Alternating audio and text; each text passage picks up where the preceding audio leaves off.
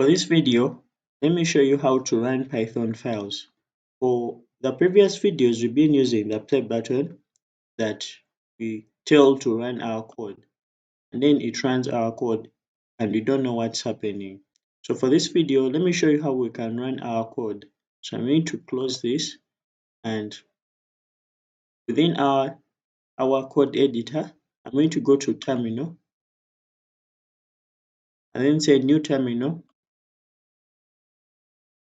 and all I'm going to do is Python,